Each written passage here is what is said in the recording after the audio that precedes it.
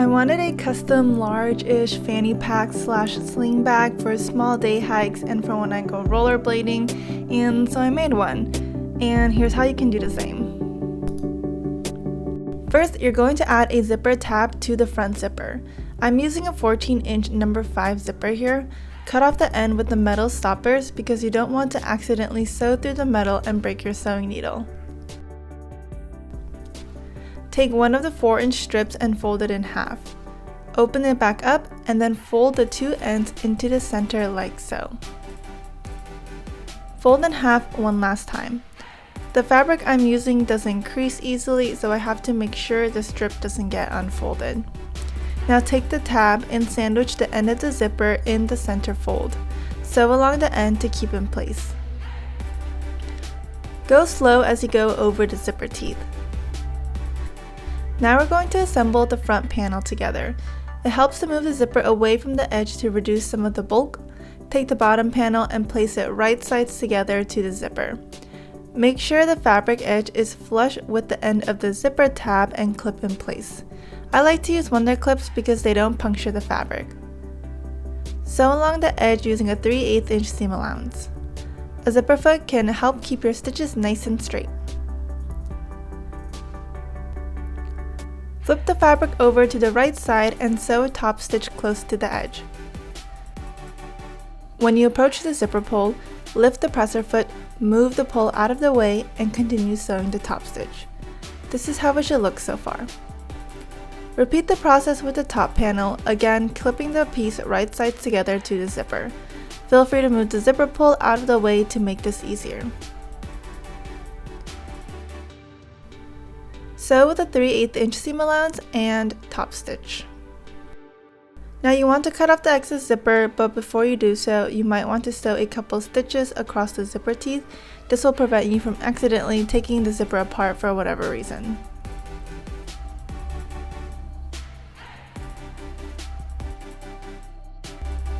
Here's what the completed front panel should look like, and this is the back. Take one of the large 10 3/4 by 5 3/4 pieces and trim the front panel to match its size. It helps to have the zipper in the middle. Start from the top left corner and make sure that the two pieces are sitting flush with each other. Mark where you want to make the cuts and trim. I gave a lot of wiggle room for the front panel's pattern to compensate for any error when sewing in the zipper, so you'll likely have about 1/4 inch to cut off. Now that the two pieces are the exact same size, baste them together along the right and left edges. Set your sewing machine to the longest stitch length for this. We're going to use the same steps to install the top zipper. Take either of the 2x14 strip and sew right sides together to the zipper like so. Again, I'm using a 14-inch zipper, but it would be easier if you have one at least 15 inches long. If I sew over the metal stoppers, my needle will likely break, so I'm going to pry them out before installing the zipper. If your zipper is longer than 14 inches, you can simply cut this part off. Once you have both sides sewn, open up the sides and top stitch along the edge. Here's what the front and back should look like. Cut off this metal end of the zipper. Now we want to trim this panel to 13 inches, so measure with the ruler and cut.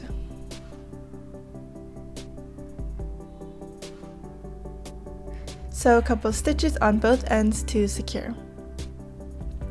To assemble the side panel, bring over the 19-inch strip along with some 3/4 inch grosgrain. Cut a piece of the grosgrain roughly 3 inches long and fold in half. Match the raw ends with the end of one side of the zipper and sandwich it in between the top and bottom panel strips right sides together. Clip in place and sew with a 3/8 inch seam allowance. Cut a piece of 1-inch grosgrain slightly longer than the seam and bind the raw edges.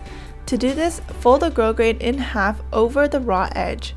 Trim the fabric or zipper if it is too bulky. Once it looks good, clip in place and sew along the inside edge. making sure not to sew past the original stitch line.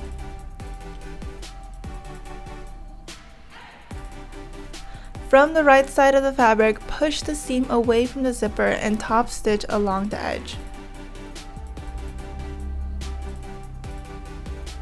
Before moving on, make sure the length of this panel is 30 3/4 inches long. You may have to trim a little bit of the edge. This is because we want the final looped panel to be a total of 30 inches and we want to account for the 3/8 inch seam allowance on each side. Once the strip is trimmed, repeat the steps to sew the ends right sides together with a 3/8 inch seam allowance.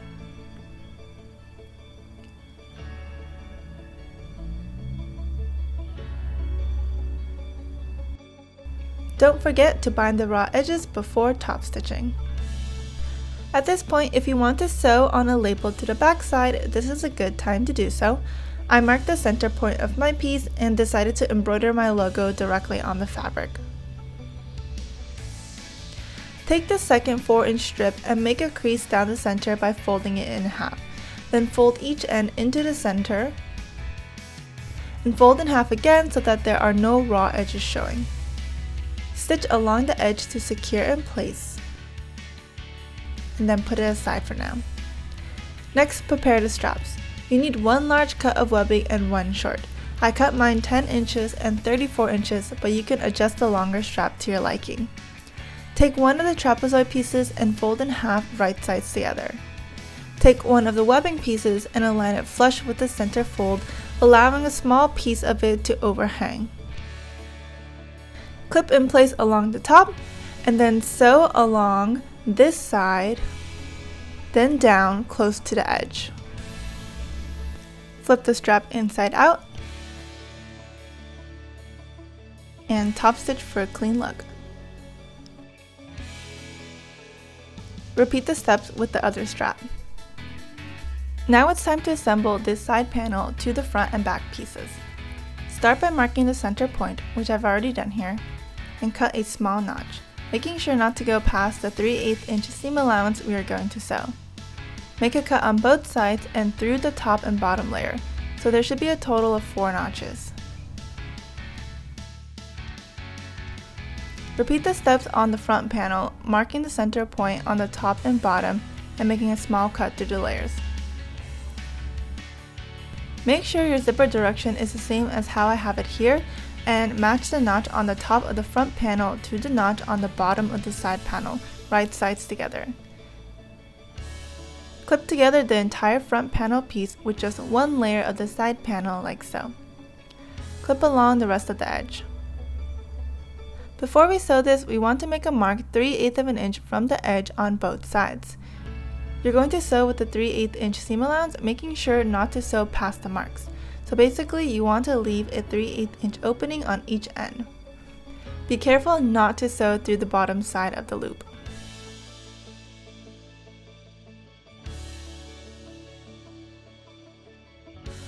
This is what it looks like sewn. Make those 3/8 of an inch marks on the bottom side of the front panel. Find the center notch and align it right sides together with the center notch on the bottom side of the side panel. Clip and sew with the 3/8 inch seam allowance, again making sure not to sew past the mark. Here is another angle.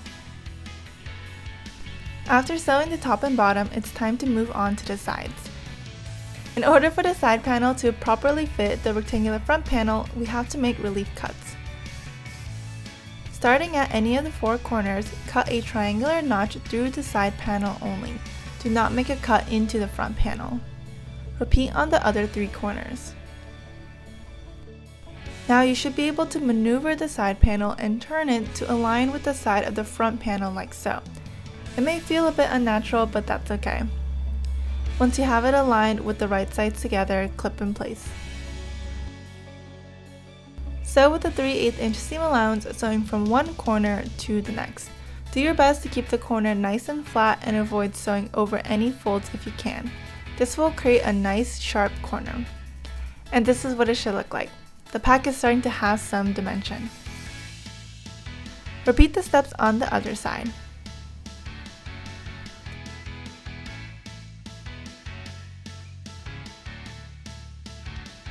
Here's a better look of what you should have so far. We're going to attach the back panel in the same manner with just a few additional steps. So first, cut a center notch on the top and bottom and make those 3/8 inch marks on all 4 corners. Make sure you're measuring from the shorter ends.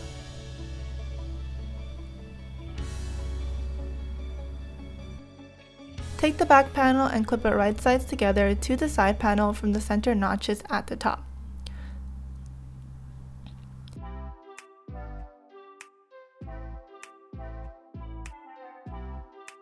Before you sew along the edge, take this strip of fabric that we made earlier and fold it in half. Insert it in the center with the loop side facing inward and the raw edges facing out. Clip to hold in place and sew. Repeat with the bottom, except this time you don't need to add the strip of fabric. So the process is the same as how we sewed the front. Now we are going to add the side straps. Cut triangular notches in the same manner that we did for the front panel. We want to again maneuver the side panel fabric to sit flush with the side of the back panel. Before you pin it down, insert one of the side strap piece. Take the one with the longer webbing and insert it into the right side. The raw edges of the strap should be flush with the raw edges of the panels, and the top of the strap should be about 1 cm down from the top of the seam. Clip in place and sew 3/8 inch along the edge, making sure to keep the corner as flat as possible and avoid accidentally sewing over the webbing. Repeat on the other side, this time inserting the strap with the shorter webbing. I probably should have mentioned this earlier, but this is your last chance to make sure that the top zipper is open. If it isn't, you won't be able to flip the pack inside out after sewing the last seam closed. At this point, the foundation of the pack is pretty much done, and we're going to start adding the finishing touches. I wanted a key clip on the inside of my pack, but this is optional. Take a piece of 3/4 inch or 1 inch grosgrain, roughly 8 to 10 inches long. Weave it through a carabiner and fold it in half. Sew a few straight stitches or zigzag stitches to secure. Along the raw edge of the grosgrain on either side of the back panel and sew in place. We're going to bind the raw edges in a minute, but first flip the pack to the right side so that we can finish the edges of the strap. Insert the longer webbing into the male side of the buckle like so. Pull through to tighten. Fold the end of the webbing towards the back side and sew a zigzag stitch to secure. Sew back and forth a few times. Repeat on the other side, except this time thread the webbing through the female side and sew close to the edge of the buckle. Now we have just a few more finishing touches that are really going to make this pack professional quality. We're going to bind all the edges with grosgrain, so flip the pack back inside out. Fold over 1 inch grosgrain in half over the seam. You want the stitch line to be hidden, so you may need to trim any bulky areas. It can also be helpful to trim the corners. Once the edges are all trimmed, cut a piece of grosgrain slightly longer than one of the sides. I like to start with the longer ends. Fold the grosgrain over the seam and clip in place. Sew the grosgrain in place, making sure not to sew past the original stitch line.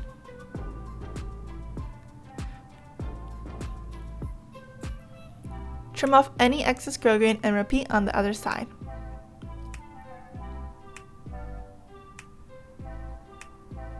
When binding the shoulder sides, first fold the end over into the wrong side, then clip over the seam.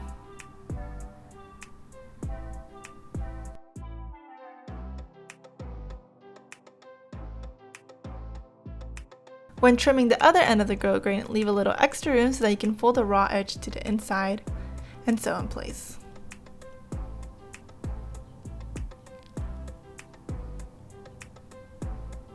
At some point, you're going to be sewing through the front zipper. Go slow and hand crank your machine if you need to. And finish binding the remaining sides, and this is what it looks like.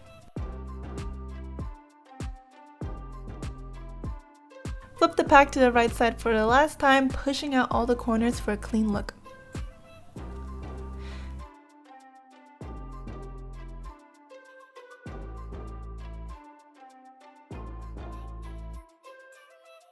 Now you could have done this part before you sewed in the male part of the buckle, but I forgot to do so. Take a piece of elastic minus 3/4 inches wide and wrap it around the width of the webbing, sew right sides together with a few rounds of zigzag stitches. Flip it inside out and stretch it over the buckle that holds the longer strap.